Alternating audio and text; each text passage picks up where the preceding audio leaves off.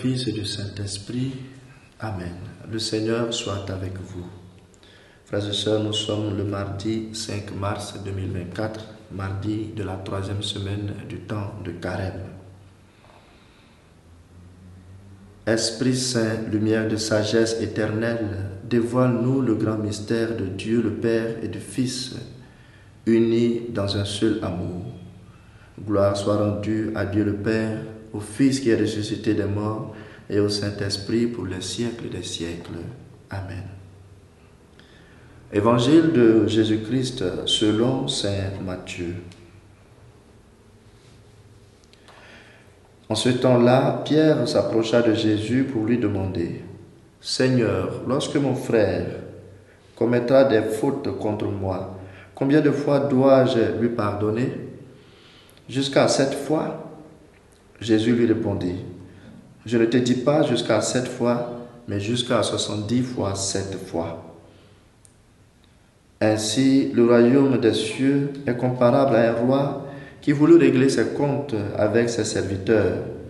Il commençait quand on lui amena quelqu'un qui lui devait 10 000 talents, c'est-à-dire 60 millions de pièces d'argent. Comme cet homme n'avait pas de quoi lui rembourser, le maître ordonna de le vendre avec sa femme, ses enfants et tous ses biens, en remboursement de sa dette. Alors, tombant à ses pieds, le serviteur demeurait prosterné et disait : « Prends patience envers moi, et je te rembourserai tout. » Saisi de compassion, le maître de ce serviteur le laissa partir et lui remit sa dette. Mais en sortant, ce serviteur trouva un de ses compagnons qui lui devait 100 pièces d'argent.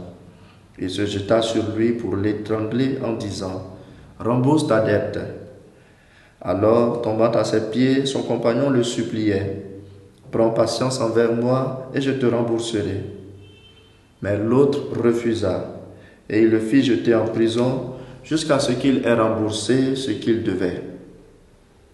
Ses compagnons, voyant cela, furent profondément attristés et allèrent raconter à leur maître tout ce qui s'était passé.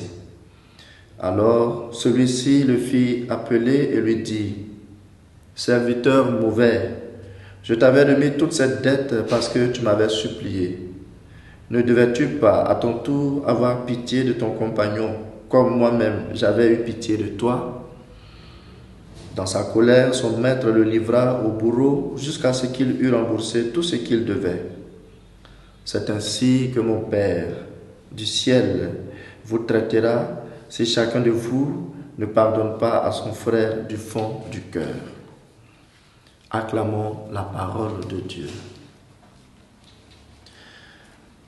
Frères et sœurs, voici un beau passage, une belle page de l'évangile de saint Matthieu.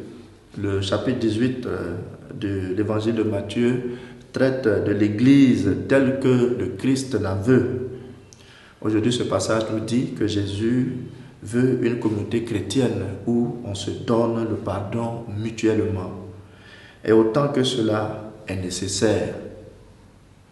L'offre de Pierre qui pose la question de savoir combien de fois il faut pardonner, jusqu'à 7 fois, est généreuse.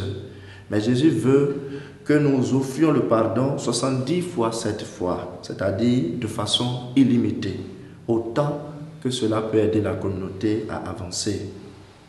Ainsi donc, le pardon n'est plus un devoir moral dont il faut s'acquitter, mais parce qu'on a conscience qu'on a été pardonné, on pardonne. Le pardon devient une exigence qui permet de reconnaître le chrétien qui donne le pardon parce qu'il sait lui-même qu'il reçoit le pardon de Dieu chaque jour. On a pitié de l'autre parce qu'on a eu pitié de nous-mêmes.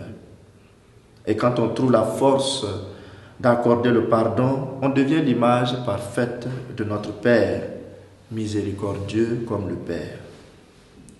Chers frères et sœurs, trouvons en nous la force d'accorder le pardon au frère, à la sœur qui nous a offensés, afin d'être un vrai membre de la communauté que Jésus veut. Déchargeons nos cœurs en accordant le pardon et déchargeons les autres du poids de leurs fautes envers nous.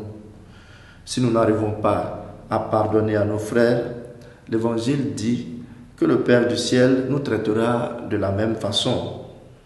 Demandons au Seigneur la force d'accorder le pardon aujourd'hui et durant tout ce temps de carême, et que le Seigneur accompagne nos efforts au nom du Père et du Fils et du Saint-Esprit. Amen.